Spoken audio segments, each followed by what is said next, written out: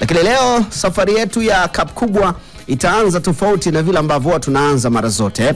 Chekecha mara kadhaa huwa tunaiweka mwishoni kabisa pale, lakini leo inaanza mwanzoni kabisa hapa, kwa sababu tunaona kadri muda unavyozidi kusogea zoezi la uchaguzi mkuu wa mwaka 2025 lazidi kusogea karibu yetu pia, au sio? Kabisa. Mimi naitwa Alfred Blaya, niko na mwenzangu Joseph Guntako, na naitwa mwalimu wa jamii. Kabisa. Karibu sana kwa ambao unatusikiliza. Utakuwa na nafasi pia kutuambia uko wapi unaisikiliza Kapu, lakini yapi maoni yako kutokana na yale ambayo utakuwa ukiyasikiliza hapa ndani leo kupitia Cup kubwa. Leo tuko na mkuu wa wilaya ya Dodoma, Alhaj Jabir Shekimweri. Huyu ni kiongozi ambaye amekuwa kichapa kazi kubwa sana katika wilaya hii ya Dodoma, na tumebahatika kuwa naye mchana wa leo katika Kapu. Na ndio tafsiri ya Kapu, kwa sababu Kapu linakuwa lina mengi ambayo pengine kuna yale ambayo uliyatarajia na kuna mengine ambayo ni surprise kama hivi. Na leo tuko naye hapa ndani, na kubwa ambalo limetuweka hapa tuwe naye leo kwenye Kapu ni kuelekea zoezi la uboreshaji wa daftari la mpiga kura, daftari la kudumu la mpiga kura, ambapo tunafahamu mkoa wa Dodoma ulikuwa umeshafanya katika ile awamu ya kwanza, lakini hii ni awamu ya pili sasa. Kama ulikuwa unajiuliza utapata vipi nafasi ya kupiga kura katika uchaguzi huu mkuu, wakati ule wa uboreshaji wa daftari awamu ya kwanza haukubahatika, basi bado hujachelewa sana. Majibu yote kuhusiana na hilo tuko nayo hapa na tunaye hapa mkuu wa wilaya. Mheshimiwa, karibu sana hapa studio. Asante sana Alfred na Geoffrey, mwalimu wa jamii. Joseph, mwalimu wa jamii. Asalamu alaykum. Wa alaykum salaam. Karibu sana hapa studio. Asante sana. Mheshimiwa, wewe umekuwa sio mgeni hapa, yani imekuwa ni nyumbani kwako muda wote. Hongereni sana. Kwa bomba kweli kweli. Najua unachomaanisha. Hongereni sana. Najua umeipamba vizuri, space ya kutosha. Sawa. Hakika hongereni sana, uwekezaji mzuri sana. Kwa kweli tunashukuru sana, na pongezi hizi zote kabla sijaenda kwenye hilo niwapongeze kama station. Ndio. Mmefanya vizuri sana kwenye Samia Kalamu Awards. Najua mzee kura zikutosha. Kwa kweli. Lakini mwakani zitatosha. Wasema inshallah. Nampongeza Mariam pamoja na station kwa ujumla kwa kazi mlioifanya na kwa kutambuliwa na Mheshimiwa Rais kupitia wasi zile kubwa, na ni matarajio ya Dodoma. Na hapa kwenye baba mkuu wangu mkuu wa Dodoma Mheshimiwa Rosemary Senyamule, mmeifarisha Dodoma na ndio mtaendelea kuifarisha Dodoma. Ile kauli yake ya Dodoma fahari ya Watanzania tumeitendea haki vyema. Kwa hakika hongereni sana. Tunashukuru sana. Bila shaka itakuwa chache wa kufanya vizuri zaidi. Ndio. Zoezi la uchaguzi mkuu linazidi kujiongea. Ndio. Daftari nini maana daftari rational yake ndio dhati. Kwa niseme sisi nchi yetu kwa maana Jamhuri ya Muungano wa Tanzania kwa mujibu wa katiba ni nchi ya kidemokrasia, kwa maana ya kwamba ni watu wanaiweka serikali madarakani. Iko ile definition ya demokrasia ambayo tulijifunza zamani shuleni, sio? Serikali ya watu iliyoundwa na watu kwa ajili ya watu, tunakumbuka hiyo. Kwa hiyo tafsiri ndio kwamba ile serikali iingie madarakani kuna njia nyingi. Nchi zingine wanafanya mapinduzi, mtu mmoja tu anampindua mwenzie. Nchi zingine zina mfumo wa kijeshi, nchi zingine mfumo wa kifalme, kwa ni ukoo fulani wa kifalme. Kwa hiyo akiondoka huyu mtoto anarithi, yani ni familia moja tu inaongoza taifa, Lakini sisi tulichagua kwa maana ya waasisi wa taifa letu Julius Kambarage Nyerere na Mzee Karume walituwekea misingi ya kuwa na taifa la kidemokrasia right kwenye katiba yetu, ya kwamba watu wataongoza kwa vipindi fulani, muda huo ukiisha wananchi wataamua nani aingie kwenye safu ya uongozi. Na kwa hiyo ili hayo yafanyike iko Tume Huru ya Taifa ya Uchaguzi, lakini pia serikali za mitaa kupitia waziri dhamana serikali za mitaa kwa uchaguzi serikali za mitaa. Kwa hiyo kwa madhumuni ya uchaguzi mkuu, Tume Huru ya Taifa ya Uchaguzi hutoa kalenda ya maandalizi kuelekea uchaguzi mkuu, na moja ya kalenda hiyo ni ili zoezi la wananchi la wapiga kura katika mfumo ule wa kusema sasa nani awe kiongozi. Ili waje wafanye hayo maamuzi lazima tuwatambue. Sasa kuwatambua, tunatambua sio tu fulani na fulani, lakini tunawasajili katika daftari la kudumu la mpiga kura. Sasa hilo zoezi ambalo waliongea Alfred katika utangulizi lilishafanyika kwenye awamu ya kwanza, na limekuja sasa kwenye awamu ya pili na ya mwisho ya kutoa nafasi kwa wale wenye sifa, na nitazitaja, wapate nafasi ya kujiorodhesha, kujiandikisha kwenye daftari la kudumu ili pia waweze kupewa kadi ya kuwatambua kama wapiga kura. Usudi muda ukifika, kipenda kipiko sasa wakaamue nani awe diwani, nani awe mbunge na nani awe rais wa Jamhuri ya Muungano wa Tanzania. Kwa kifupi kabisa ndio maana ya zoezi ambalo liko mbele yetu. Kwa ufupi pia labda awamu ya kwanza zoezi lilifanikiwa kwa kiasi gani? Tulikuwa na mafanikio makubwa sana, na kulikuwa na mwingine majukumu mengine yanafanana na hayo. Lakini bado tulikuwa na mafanikio makubwa sana kwa sababu ya mikakati ambayo tulikuwa tumeiweka kama viongozi kwa kushirikiana na wadau wa siasa wenyewe, kwa maana vyama vya siasa, viongozi wa dini, lakini vyombo vya habari mkiwepo, mlifanya kazi kubwa. Tulikuwa na program za matamasha ya mtaa kwa mtaa ya kuhamasisha watu kujiandikisha. Tulikuwa na maboranza, tulikuwa na joggings, lakini tulikuwa na darasa tembezi, tulikuwa na gari tumebrand kama darasa. Kwa hiyo mwananchi anapanda kuelekea direction ambayo anakwenda, alafu ndani bila anapewa elimu na halipi nauli. Kwa hiyo nauli yake ni kukaa kupata darasa lile na ile elimu, na nimeshiriki mara kadhaa kwenye program ile, na baadhi ya wananchi wakaniambia, yani sisi bwana muda mwingi tupo katika kutafuta. Kwa hiyo hii platform ya gari inayotembea kama darasa hili ndio imekuwa elimu, yani tumepata nafasi ya kujifunza wewe na tawe. Kwa hiyo tulikuwa na mafanikio makubwa, tuliandikisha wapiga kura karibu 446,762 na kwa hiyo zoezi hili la awamu ya pili na imani wachache ambao walikosa nafasi watapata fursa hiyo sasa ya kujiandikisha. Okay. Sawa, tunapoelekea kwenye zoezi hili sasa kwa awamu ya pili sasa. Kwanza tutambue zoezi litaanza lini katika awamu hii ya pili? Swali zuri. Zoezi litaanza tarehe 16 mwezi huu wa 5 na litakoma tarehe 22 ya mwezi huu wa 5. Kwa hiyo ni kama zoezi la siku 7 hivi. Na vituo vya kuandikisha vitaanza saa 2 kamili asubuhi mpaka saa 12 jioni. Tutakuwa na vituo takriban 105 kwenye kata zote 41 za wilaya yetu, kwenye mitaa huko vimetawanyika, na watu watapata nafasi ya kwenda katika muda huo na kuweza kujiandikisha. Na nitoe rai hapa mwanzo kabisa, sije kapitiwa na nisiseme, tuna kasumba, sije tumetoa wapi wa Tanzania. Zoezi kama hili linakuja siku ya kwanza, ya pili, ya tatu, ya nne, ya tano, watu wanachukulia poa, bado muda. Alafu siku mbili za mwisho msongamano mwingi, simu zinakuwa nyingi, tuongezewe muda na nini. Kwa hiyo nitoe rai, tunanyinyi msaidie watu wa habari.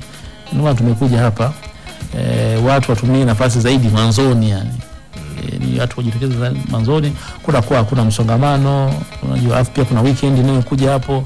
Kwa hiyo pia watumie muda wa mapumziko ambao wana kazi pengine kwa ajili kunakuwa na ugumu pengine wa kupata ruhusa na au majukumu yao hawafanyi au na urahisi wa kutoka. Kwa hiyo watumie pia nafasi ya muda wa weekend ambao ni sehemu ya siku za ratiba ya zoezi hili, wakatumia nafasi yao hiyo. Na pengine niruhusu nisisitize tu ya kwamba kwangu, na ndio maana pia nimekuja hapa, ni zaidi tu ya kujiandikisha au kuboresha kumbukumbu upate kadi. Kwangu la kwanza ni maana tu ya kuweka viongozi madarakani, ni kitu kikubwa sana. Unaelewa? Yaani katika maeneo yetu haya tuna fursa nyingi tu za maendeleo, lakini kuna changamoto, tunakubaliana barabara, maji, kuna changamoto huko. Sasa zile fursa, lakini hizo changamoto zinahitaji watu wa kuziratibu vizuri, kuziwasilisha katika mfumo rasmi wa kitendaji na kibajeti wa nchi. Kwa hiyo sisi mfumo wetu kwa mfano wa budget unatambua vipaumbele na fursa katika maeneo yetu ya msingi kwenye mitaa na kata huko. Wanaita O&OD framework ya kutambua mipango yetu ya kibajeti, opportunities and obstacles to development, fursa na changamoto za maendeleo, na mfumo wa kuzibaini. Kwa vikao vya mitaa vinaanza, vitaa wanapeleka kwenye kata wanaratibu nini vipaumbele vyao na nini changamoto zao, ni fursa na changamoto zao wanaziweka katika vipaumbele, wanampatia diwani wao, diwani anakwenda kwenye baraza la madiwani. Pale sasa anatoshea katika mapato ya halmashauri, miradi inayokuja ya serikali, anatoshea hizo vipaumbele viende kwenye kata yake. Umeona? Kwa ni jambo kubwa sana. Lakini pia mbunge yeye sasa anatambua za kata zote zile kwenye baraza la madiwani, zile ambazo zinaishia kimahitaji ya fedha kwenye baraza la madiwani, wana debate pale zinaisha pale. Zile ambazo zinataka fedha nyingi, barabara kilomita 10, 30, sivyo? miradi mikubwa ya maji ya bilioni za thamani, halmashauri peke yake haiwezi. Kwa hiyo hapo tunaomba sasa keki ile ya taifa inajadiliwa na kugawana kwenye bunge la Jamhuri ya Muungano wa Tanzania. Bunge ndio unaingia pale. Umeona? Kwa hivyo kumbe ni kura yako moja itakayoamua mustakabali wa maendeleo, yaende mbele, yasimame ama yarudi nyuma kwenye eneo lako. Kwenye eneo lako. Kwa hiyo usiposhiriki, maana yake mtu mwingine ataamua kwa niaba yako. Anaweza kama mtu ambaye hana sifa. Kwa hiyo yule ambaye tunamtaka, tunampenda, tukijieleza kwa wingi, tumejiandikisha, tukapata uhalali wa kupiga kura, tuna nafasi sasa ya kuwachagua na kuwaweka madarakani. Vivyo hivyo pia kwa nafasi ya rais wa Jamhuri ya Muungano wa Tanzania. Okay. Mheshimiwa, umevitaja vituo 105 ambavyo vitatumika katika zoezi hili. Na maandalizi kwenye hivi vituo yako kwa namna gani kwa sasa kuelekea sasa hiyo tarehe 16, kwa sababu tuna siku 2 tu katikati hapa. Sahihi. Swali zuri sana. Tumekuwa na zaidi ya wiki 3 hapa za maandalizi zikiendelea, na mimi nachukua nafasi hii kuipongeza serikali kwa kuiwezesha tume imefanya wajibu wake kwa wakati. Vifaa vyote, tabia VR kits sijui zimeshafika, wataalamu washapewa mafunzo, na hivi ninavyoongea hatua za viapo sijui vile, kwa sababu jambo la kiuadilifu sana, hatutaki watu wakose haki zao, kwa hiyo watu pia wanakula viapo na kadhalika. Hizo zote zinaendelea vizuri, hatujapata taarifa yoyote ya mkwamo. Hatua iliyobaki sasa ni sisi kufanya uhamasishaji tu, uhamasishaji, na kama nilivyoongea mikakati ya mwanzo nilitaja, sina haja ya kurejea, tunaendelea nayo, ikiwemo media tour kama hivi kuja kuongea na wana Dodoma na kuwakumbusha sifa zile za kupiga kura. Nitazizungumza baadaye kidogo, lakini kwa ujumla, kwa mjibu wa swali lako, maandalizi yote sisi yanakwenda vizuri na hatuna changamoto yoyote ya tufanye kazi hiyo kwa ufanisi na kwa ukamilifu. Kwa hiyo tuko sawa sawa. Hamasa inaendelea, watu wakajiandikishe, lakini ni nani ambaye anatakiwa kwenda kujiandikisha? Alfred, swali zuri sana, $1,000,000 question unaita gogo. Kwanza wa Tanzania, tutegemea mtu ajiandikishe ambaye sio Mtanzania. Lakini Mtanzania huyo sasa, kwenye zoezi hili tuna kazi 2 za kufanya. Ya kwanza ni kulionyesha wazi, au kigogo tunasema kudisplay, kuliweka hadharani daftari ambalo tuliandika mwaka jana sasa kwenye zoezi la kwanza, sivyo? Kwa ile inakuwa displayed kwenye mbao za matangazo kule, orodha ile wapiga kwenye vile vituo vyote ambavyo tuliandikishia. Okay. Ile inaonyesha kule. Kwa hiyo nafasi ya kwenda pale na kuhakiki. Kwa hiyo hatua kwanza ni kuhakiki. Baada ya kuwa tumedisplay daftari, muda wote wa siku 7 hizi za kuhakiki, na pia za kuandikisha kwa wale ambao hawajaandikisha, wale ambao walishaandikishwa, na nafasi ya kwenda kuhakiki. Na nisisitize watu wakafanya hivyo. Na kuhakiki kuna njia nyingi, labda nizimalize kabisa hapa. Njia ya kwanza ni ya kwenda physically kwenye maeneo hayo. Njia ya pili kwa simu tu, unapiga namba *152 *02 reli. Ndipo pale unapata maelekezo ya namna ya kujisajili, namna ya kuhakiki taarifa zako. Njia ya pili unatumia wavuti ya Tume Huru ya Taifa ya Uchaguzi, www.inec.go.tz, www.inec.go.tz. Hapo unapata nafasi ya kuweza kuhakiki taarifa zako. Lakini njia ya 4 ni njia ya kupiga simu tu. Kama umetingwa sana na ni namba ya bure, uweze kwenda kufanya hiyo kazi kwenye kituo kule, basi unapiga namba 0800 11 2100. Ninarudia 0800 11 2100. Hapo ukipiga unapata nafasi ya kupewa maelekezo ya namna ya kuhusu taarifa zako kwenye daftari la kudumu la mpiga kura. Kwa hivyo sifa ya kwanza ni hiyo ya mtu kuwa Mtanzania. Lakini ya pili, mtu mzima angalau kuanzia miaka 18 na kuendelea. Ndio. Miaka 18 tunavyoongea leo, kakamilisha jana au juzi, huyu tunampa nafasi. Au ambaye siku ya kupiga kura, ile siku ya kupiga kura ambayo tangazo na tume, nadhani mwezi wa 10 mara nyingi. Kwa miaka 18 mwezi wa 10. Kwa mfano kama ana miaka 17, hiyo kesho kutwa hii tarehe 16 17, wakati wa zoezi anaweza kwenda kujiandikisha. As long as tarehe ya uchaguzi ni tarehe 31 mwezi wa 10, atakuwa amefikisha miaka 18. Yaani birthday yake ni tarehe 31 Oktoba kurudi nyuma. 31 kama ya kwangu, sio? Tunakubaliana. Lakini ni tarehe 31 Oktoba. Kwa hiyo tarehe 31 Oktoba kurudi nyuma, huyo ataandikishwa. Lakini ikivuka hapo, hapana. Hapaswi kuandikishwa. Sifa ya tatu, awe mwenye akili timamu. So dishi limenyumba hivi unakwenda kujiandikisha pale. Na muhimu zaidi awe mkazi ambaye wenzake wanajua ambao ni mkazi wa eneo letu na kwa hiyo ana haki ya kupiga kura kwenye eneo hilo. Okay. Ndio. Kwa hiyo kazi ya kwanza ni wale ambao walishajiandikisha kwenda kuhakiki taarifa zao. Lakini wa pili ni hawa sasa ambao ni wapiga kura wapya.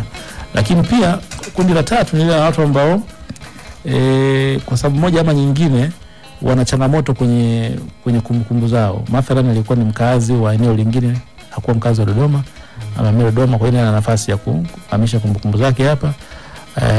Lakini yuko ambaye inawezekana kadi yake ya mpiga kura kwa sababu moja ama nyingine ilipotea, iliungua moto, sijui imefutika, isomeki vizuri, kwa hiyo inaweza kumletea ugumu wa kujitambulisha kama ni mpiga kura wa eneo fulani. Kwa hiyo pia naye anakwenda wanamtengenezea kadi nyingine. Lakini dhahiri pia hapa katikati wako ambao kwa sababu moja ama nyingine Mwenyezi Mungu aliwapenda zaidi, walituacha. Kwa hiyo wale pia inabidi waondoe kwenye daftari la kudumu la mpiga kura. Kwa kama kuna mwanafamilia ambaye alikuwa ni mpiga kura lakini amefariki, kwa hiyo tuna nafasi ya kumuondoa kwenye kumbukumbu hizo. Okay. Mheshimiwa, kuna dhana, sijui kama ni dhana au watu wanaambiana huko mtaani kwamba vitambulisho hivi vya sasa ni tofauti na vile vya zamani. Hivi viko kielektroniki zaidi. Na kuna baadhi ya watu wanakwenda pamoja na kwamba anacho kile cha zamani, anakwenda tu ili apate hiki kipya akiamini kwamba hiki ni cha kisasa zaidi. Sijui hili limekaje? Kuna huo utofauti kweli? Ninaogopa kuwasemea tume kama kuna maboresho waliyofanya ya elektroniki, labda kuwa na barcode reader, vitu kama hiyo, si na sheria kusema. Lakini mimi niseme tu hata kama kuna fursa hiyo sasa ndio itumie sasa. Unakwenda kwa hakiki, unapata nafasi pia ya kujiridhisha kama kuna jambo hilo pale, wataalamu watapata nafasi ya kufafanulia kama kuna mabadiliko yapo au hayapo. Lakini kwangu ni muhimu sana kwenda kuhakiki. Na niruhusu tu nifafanue pia kwenye jambo hilo. Tunatamani sana zoezi la uchaguzi mkuu lifanyike kwa amani na utulivu. Na utaona mwingi wa uhuru mwaka 2025 umetembea na kauli mbiu hiyo, jitokeze kushiriki uchaguzi mkuu 2025 kwa amani na utulivu kabisa. Na tena nirudie kusema, nimesema pia asubuhi kwenye platform nyingine kama hii, nchi zingine katika dunia mabadiliko ya serikali kutoka awamu moja kwenda awamu nyingine ni mchakato ambao huwa hawavuki salama. Ni mchakato unaoambatana na vurugu, unaoambatana na vita, kunakuwa na wakimbizi, watu wanakimbia nchi yao, umeelewa, kumwaga damu, na matokeo yake pia watu waliwekeza station kama hii mpya, ikitokea vurugu inakuja hapa inakuwa inashambuliwa, inaharibika. Kwa hiyo miradi ya kimaendeleo ya nchi, ya taasisi za umma na binafsi, ya mtu mmoja mmoja mnarudi nyuma. Sisi kwetu tumeweka alama kwa miaka mingi kama kisiwa cha amani, na nimpongeza sana Mheshimiwa Rais Dr. Samia Suluhu Hassan na marais waliomtangulia kama maamiri jeshi mkuu. Walisimamia mara zote tumekuwa na chaguzi ambazo tunavuka salama. Kuna kuwa na grudges hivi, watu kutoridhika hapa na pale, ambayo ni kawaida, mkishana wawili lazima patikane mmoja, viwango vya ukomavu wa kisasa vinapishana, mwingine kidogo analalamika, lakini baada ya muda tunakubali hiyo hali, maisha yanaendelea baada ya uchaguzi katika mazingira ya umoja na amani. Kwa hiyo namna nyingine ya kuepuka kusitokee vurugu, ukiondoa hiyo elimu ya uraia na watu kuwa wapenzi wa amani. Lakini ya pili ni pale patapokuwa na mazingira ya mtu ambaye anadhani ana sifa ya kupiga kura, hakufanya wajibu wake wa kujiandikisha au akwenda kuhakiki. Siku akapiga kura akiambiwa kuna dosari hii kwenye kadi yako au umeelewa, akaambiwa hapana, vurugu ndio zitaanzia hapo. Kwa hiyo kuziepuka sasa zisitokee, niendelee kusisitiza na kuhimiza kwamba tujitokeze kwa wingi tukahakiki. Wale ambao tulikuwa na zile vitambulisho, wale ambao hawana waende wakajiorodheshe na waandike kwenye daftari la kudumu la mpiga kura, ili uone uhalali na umejiridhisha kwamba niko proper sasa kwa ajili ya kutumia nafasi yangu ya kikatiba na ya kiraia ya kupiga kura. Okay. Msikilizaji unasikiliza, hii ni Cup Kubwa na tupo na Mheshimiwa Mkuu wa Wilaya ya Dodoma, Mheshimiwa Jabir Shekimweri, ambaye anatueleza zaidi kuhusu maandalizi ya uboreshaji wa daftari la kudumu la mpiga kura. Na nikukumbushe tu kwa mujibu wa mkuu wa wilaya hapa pia ametueleza kuwa zoezi litaanza tarehe 16 na litakuwa la siku 7. Yes, kwa hiyo baada ya hapo hakutakuwa na nafasi hiyo nyingine tena. Kwa hiyo changamkia fursa hiyo kuanzia hiyo tarehe 16 ni kesho kutwa tu bwana Josefu hapa mwalimu. Kwa kama ulikuwa bado na wewe bado naona fursa hiyo pia. Kweli kabisa. Tolea jicho nadhani hajiandikisha bado. Wewe ukimtazama inaonekana kama bado. Na vituo viko 105. Kwa hiyo katika 105 ndugu yangu naamini kuna kituo kiko jirani tu na kwenu hapo unapokaa. Usianze kusema sasa labda vituo viko mbali, 105 ni vingi sana. Mheshimiwa, kuna swali moja ambalo nalifikiria pia mimi, inawezekana pia kuna mtu mwingine anajiuliza. NEC wametangaza kuwepo kwa majimbo mengine, mgawanyo wa majimbo, na kuna baadhi ya majimbo mengine yamebadilishwa majina. Dodoma pia kuna hilo jambo limefanyika kwa maana ya kuwa na majimbo mawili sasa. Jimbo la Mtumba pamoja na jimbo la Dodoma mjini. Wakati tunazungumza hapo ulizungumzia kuhusiana na kata 41 ambazo naamini zinajumuisha lile jimbo la Dodoma mjini kabla halijakatwa kwenye ile jimbo jingine la Mtumba. Ufafanuzi wa hili siji umekaaje hapo, kwa maana ya mtu ambaye anataka kujiandikisha labda anakaa tuseme huko kwenye hilo jimbo jingine sasa la Mtumba. Ni ndani ya yani haya majimbo mawili yote yako kwenye wilaya hii moja. Kwa hiyo kuna mtu anaweza kama anasema sasa mimi niko huku, labda nilikuwa mbunge wangu alikuwa mheshimiwa fulani, kwa sasa hivi Anthony Peter Mavunde, sasa niko yani kuna huo mkanganyiko, inawezekana baadhi ya watu wanajiuliza. Swali zuri sana Alfred, swali zuri sana, swali la msingi sana. Labda niseme tume walichokifanya na tunawapongeza, kumekuwa na kiu hiyo kwa muda mrefu. Sisi tuna mitaa 222, tuna kata 41. Ndio wilaya ambayo ilikuwa na wapi na kata nyingi na mitaa mingi kuliko ile ya nchi nzima.